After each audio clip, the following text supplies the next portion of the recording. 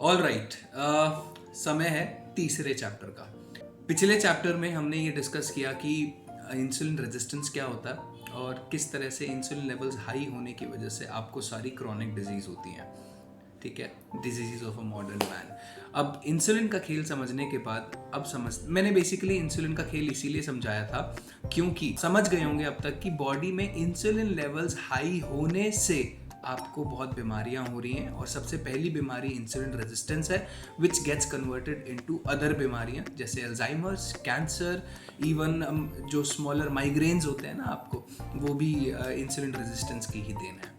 Guys, ये चीज़ मैंने आपको बताई कि जैसे किस तरह से एक पेलियोलिथिक ह्यूमन बीइंग सिर्फ they only use to eat once and दिन भर पानी पीते थे, वेजिटेबल्स खाते थे और meats were the sources.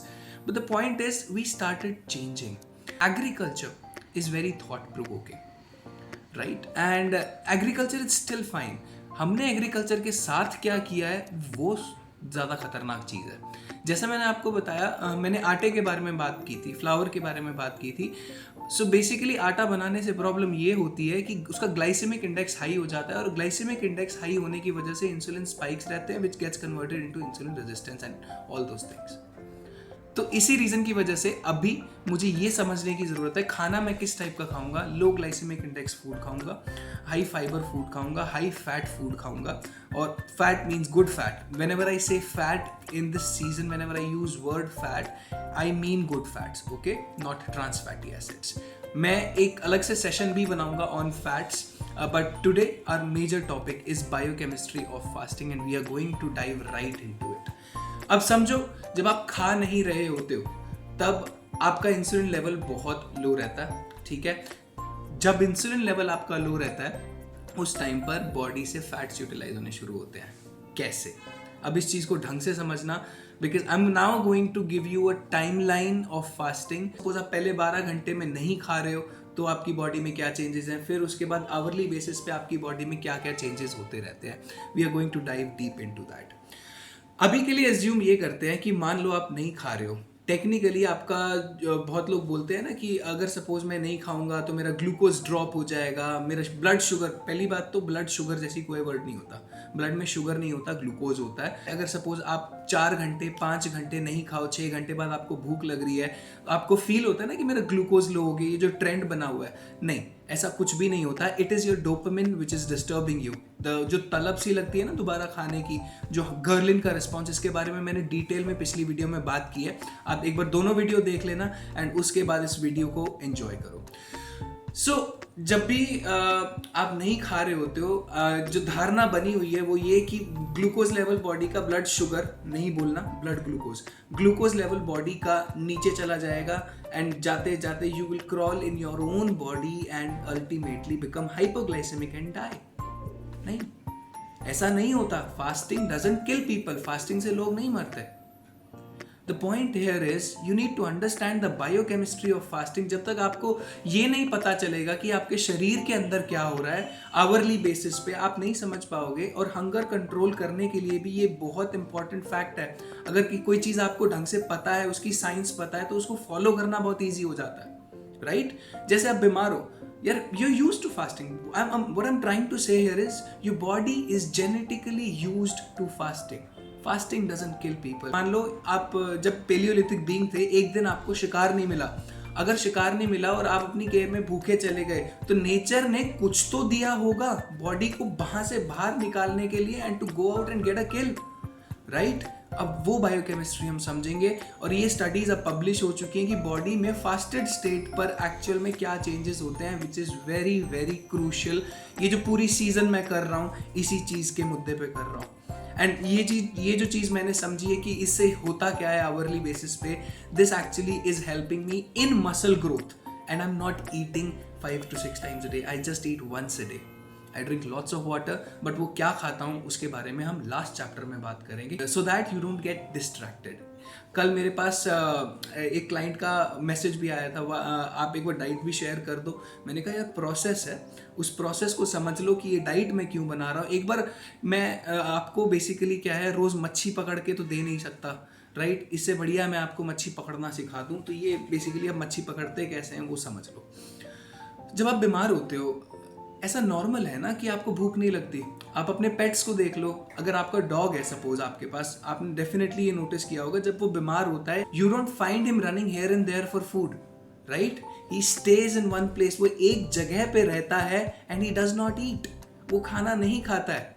There is a wisdom there. Wisdom ये है, hey look, eating is dangerous. Eating is a very energy consuming activity. अगर सपोज मैं आपको खाना दे रहा हूं जिसके अंदर 100 कैलोरीज हैं, आपकी शरीर की अपनी 60 से 70 कैलोरीज उसको डाइजेस्ट करने में लग जाएंगी। Eating is a dangerous activity. Eating is a very energy consuming activity.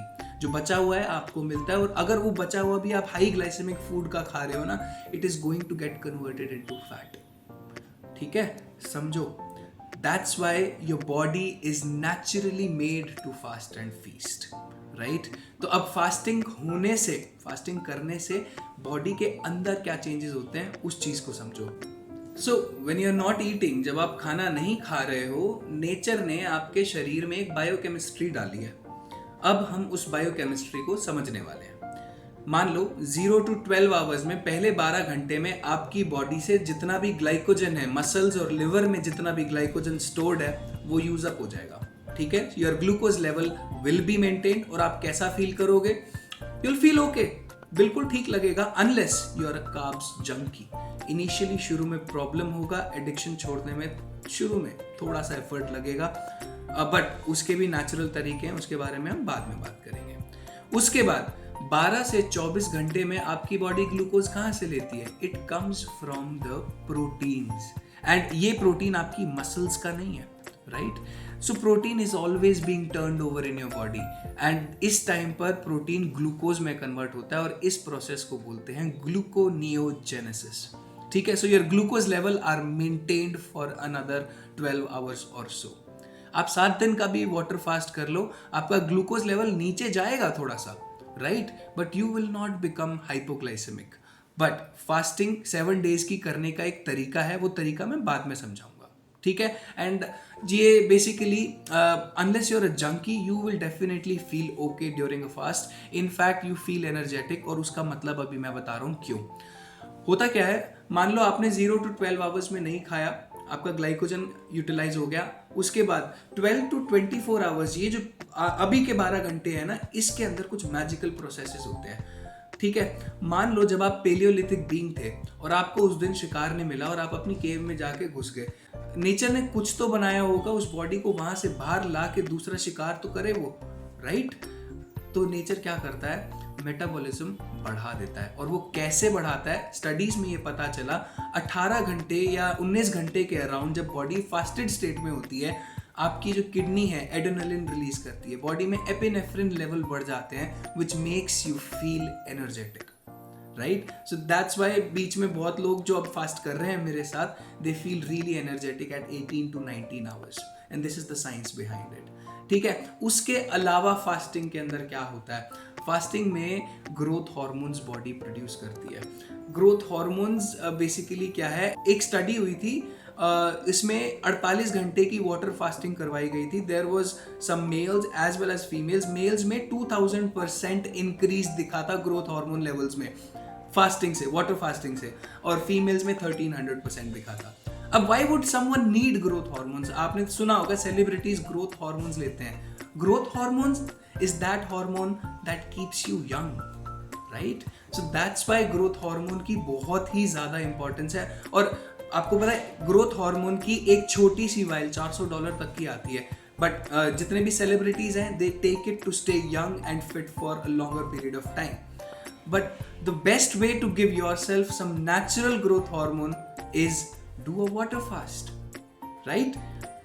Fasting के दौरान एक और बहुत इंपॉर्टेंट चीज होती है जो मैं आपसे डिस्कस कर रहा हूं, एंड ये एक ब्रेक थ्रू है। बहुत सारे डॉक्टर्स मुझसे इस बात पे डिसएग्री भी कर सकते हैं, बट अब स्टडीज पब्लिश हो चुकी हैं। Listen to this one. जब आप फास्टिंग कर रहे हो और 12 से 24 घंटे का टाइम आ रहा है और आपने कुछ भी नहीं खाया, इंसुलिन लेवल्स आपके लो हैं, ठीक है, सबसे पहले आपकी बॉडी में ग्लाइकोजन यूटिलाइज होगा, फिर प्रोटीन यूज अप होगा। और कितना प्रोटीन है हमारी बॉडी में? We have approximately 7 days worth of protein. What about vitamins? Vitamins 30 दिन की सप्लाई हमारी बॉडी के अंदर है। और व्हाट अबाउट फैट? हमारी बॉडी में, मेरी बॉडी में सपोज मान लो फैट्स हैं, अगर मैं 11% 12% बॉडी फैट पे हूँ अभी, विच मीन्स मेरी बॉडी में अराउंड 50,000 कैलोरीज स्टोर्ड है दैट कैन बी यूटिलाइज्ड।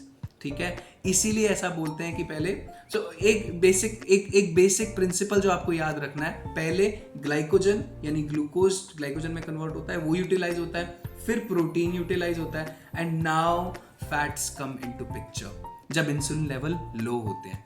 इसीलिए मैंने आपको बताया था कि बॉडी में इंसुलिन लेवल्स लो होने चाहिए। ठीक है, अगर आप मोटे हो तो आपको लो इंसुलिन लेवल ही फैट यूटिलाइज करवाएगा। क्योंकि अगर इंसुलिन लेवल हाई है तो आपकी बॉडी, मैंने आपको पिछली वीडियो में बताया, दोबारा सुन लो, इंसुलिन लेवल अगर हाई है तो आपकी बॉडी हमेशा स्टोरिंग के मोड में रहेगी। राइट, इंसुलिन लेवल अगर लो है, अब आपने कुछ खाया नहीं 18 घंटे से, now fats will come into utilisation. आपकी बॉडी के फैट बोलेंगे स्टोर्ड वाले, डिपॉजिट अकाउंट वाले कि भैया चलो अब मुझे यूज कर लो। बट आपकी जो बॉडी है डायरेक्टली फैट यूटिलाइज नहीं कर सकती। आपकी बॉडी में fat gets converted into fatty acids and triglycerides, they get into blood stream, और वो वहां से लिवर में जाते हैं और वहां पर बनते हैं कीटोन्स। ठीक है, और इस प्रोसेस को कीटोसिस कहते हैं। अब बॉडी में ग्लूकोज तो रहा नहीं, ग्लाइकोजन तो रहा नहीं, बॉडी को कोई ना कोई तो एनर्जी सोर्स चाहिए ना। तो जब आप 18 से 19 घंटे की फास्टिंग पे होते हो तो आपकी बॉडी कीटोन्स बनाना शुरू कर देती है। 10% सपोज मान लो उस टाइम पर कीटोन्स है, और ये कीटोन का परसेंटेज आप जितने वाटर फास्ट पे रहोगे बढ़ता रहेगा बढ़ता रहेगा बढ़ता रहेगा, और 5वें दिन तक around 70 to 80% of your body will be utilising energy from ketones and you will become ketogenic at that time. You will be utilising fats. Ketogenic का मतलब ये है कि आप बॉडी से डायरेक्ट डिपॉजिट अकाउंट से फैट यूटिलाइज कर रहे हो, and this process is called ketosis. अब जो मेजर ब्रेक थ्रू है, ब्रिटेन में एक स्टडी हुई थी, जो पेशेंट्स थे उनका जो ग्लूकोज लेवल 30, मतलब हाइपोग्लाइसेमिक थे ऑलमोस्ट, तो उनका ग्लूकोज लेवल 30 कर दिया था और उनकी बॉडी के अंदर कीटोन्स इंजेक्ट कर दिए थे, and they were sitting and laughing. Doctors ने सोचा भैया इसको तो इस टाइम पर कन्वल्शंस आ जाने चाहिए थे, but he is sitting laughing and talking. So this study proved कि yes, your body can utilize ketones. आपको अब तक ये बताया गया था that even your brain, आपका जो दिमाग है, that is also a obligate user of glucose. ऐसा नहीं है। एक स्टडी और ये भी कहती है कि when your brain utilizes ketones, it is a cleaner burn. You feel good. You feel in a meditative state. Right? And that is why जो ये breakthrough है कि body ketones पे नहीं चल सकती है। मुश्किल क्यों है? क्योंकि एंसल कीज की सारा फॉल्ट फिर से डाल रहा हूँ। उसने जो धारणा बताई हाई कार्ब वाली डाइट, उसकी वजह से हमारी सोसाइटी डेवलप हुई। यूएस की पहले डेवलप हुई, फिर इंडिया की डेवलप हुई, और हम यूएस को ही तो फॉलो कर रहे हैं। राइट, इससे बेटर है कि हमारी सिविलाइजेशन को, अपना खुद इंडियन सिविलाइजेशन इतनी रिच रही है। जब इंडस वाली सिविलाइजेशन थी, बाकी के जो लोग थे तब उस टाइम पर स्टोन एज पे थे। Right? Let's not get into that. Let's continue the biochemistry of fasting. अब समझ में आया कीटोसिस क्या होता है, और yes, your body can utilize ketones very easily. And obviously इसका external effect क्या होगा? You look ripped, you look completely ripped because, और muscle mass ज़्यादा रहेगा क्योंकि growth hormones का percentage ज़्यादा है, मैंने अभी डिस्कस किया। Right? अपनी बॉडी को समझो। राइट, आपको लगेगा कि यार आपने अभी जो खाना खाया है, आपको पता नहीं कहाँ से ये भ्रम आ गया कि जो खाना रोटी मैंने अभी खा ली है और उससे मेरे को पूरी एनर्जी मिल गई है। I have proved that in the second chapter कि भैया आपका जो वो डोपामिन लेवल्स, आपका जो बेसिकली हंगर है, that is the result of your dopamine cycle. आप वेट करके तो देखो, बॉडी को सेल्स को रिपेयर करने का टाइम तो दो, but no, you keep eating. चाहे चीनी का एक दाना खा लो, कोई लड्डू ऑफर कर देता है, आप लड्डू खा लेते हो, गुलाब जामुन ऑफर कर देता है, आपको गुलाब जामुन मिल जाता है, थोड़ी सी कोई भुजिया चरते रहते हो पूरा दिन। क्यों? Why? Don't do that. You are actually never allowing your body to utilise fat in that case. क्यों? आपके इंसुलिन लेवल्स हाई रहेंगे। यही तो साइंस है भैया। अल्टीमेटली क्या साइंस है फास्टिंग की साइंस ये है, अभी और भी बेनिफिट मैं आपको बताने वाला हूँ। ऑटोफेजी के बारे में सुन लो। जिस साइंटिस्ट ने ये ऑटोफेजी डिस्कवर की थी, उसको नोबेल प्राइज मिला था। ऑटोफेजी है क्या? जब भी हमारी बॉडी में बायोकेमिकल रिएक्शंस हो रही होती हैं उस टाइम पर वहाँ पर जो इंट्रासेल्युलर ऑर्गेनल्स है, so whenever there is work, जब काम होता है वहाँ पर कचरा तो होता है, there is always debris. So basically क्या है, अब जब फैट यूटिलाइज हो रहे हैं बहुत, 3 दिन की जब वाटर फास्टिंग कर रहा है ना, 3 दिन पे ऑटोफेजी मैक्सिमम होती है, उस टाइम पर आपकी बॉडी के जो इंट्रासेल्युलर ऑर्गेनल्स हैं, इंट्रासेल्युलर ऑर्गेनल्स हैं, they start getting utilised, right. And अब बेसिकली क्या है, सफाई हो रही है बॉडी की, ठीक है। एंड उसके बाद अगर आप ये वाटर फास्ट 5 दिन तक भी ले जाते हो तो आपकी बॉडी में स्टेम सेल प्रोडक्शन शुरू हो जाता है। Stem cells basically you know ना कितने महंगे आते हैं, और लोग स्टेम सेल्स वाली सर्जरी करते हैं, और जो बाहर वाली सर्जरी होती है वो काम की नहीं है। 0.0001% बेसिकली उसका काम होगा, क्योंकि उसको पता नहीं है ना जाना कहाँ पर है। उसको बॉडी में, सपोज मान लो मेरी नी में इंजरी है, मेरे बैक में इंजरी है, राइट, और लोअर बैक की इंजरी, अगर मैं 5 डे की वाटर फास्टिंग करता हूँ 99% चांस में वो लोअर बैक की इंजरी रिपेयर होगी, क्योंकि स्टेम सेल का नेचुरल प्रोडक्शन होगा 5 दिन बाद, ठीक है। फास्टिंग का जो विंडो है 7 दिन से ज़्यादा इंक्रीज कभी मत करना, ठीक है। अब वो 7 दिन से ज़्यादा बहुत लोग करते हैं, बट वो लोग हैं जो बहुत बीमार हैं, जो कैंसर से गुजर रहे हैं, ठीक है। लिसन टू योर बॉडी, मैं सिर्फ इतना ही बता रहा हूँ, ठीक है। there's not a subjective diet कि मैं बता सकता हूँ क्या खाना है और कब खाना है। there are 2 things, what to eat and how often do you eat. how often मैं डिस्कस कर चुका हूँ। you were a paleolithic being, 25 lakh साल से आपने जो जेनेटिक पैकेज डेवलप किया है which is eating mostly once a day, बाकी आपकी बॉडी खुद संभालेगी ना। मैंने अभी बायोकेमिस्ट्री बताई, बॉडी में जब आप नहीं खा रहे हो तो क्या क्या चीज़ें होती हैं, राइट। ऑटोफेजी होती है, स्टेम सेल प्रोडक्शन होता है, ग्रोथ हार्मोन इंक्रीज होता है, एपिनेफ्रिन लेवल्स हाई होते हैं, एड्रेनलिन लेवल्स हाई होते हैं। You just need to stop listening to your brain when it comes to diet.